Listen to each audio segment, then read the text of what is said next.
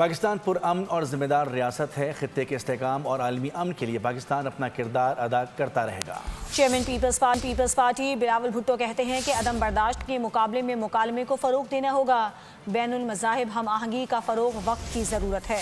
हमारे ख़ानदान ने जमहूरियत के लिए बहुत कुर्बानियाँ दी हैं। The world doesn't need more influencers.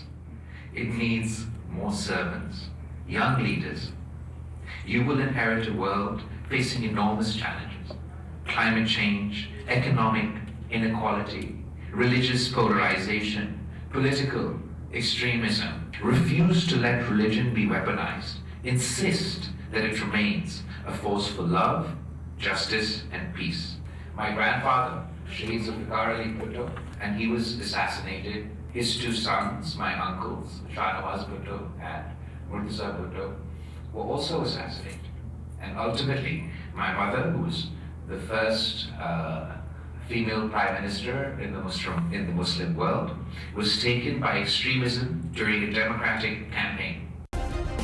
Subscribe करें और बेल दबाएं ताकि कोई खबर रह न जाए।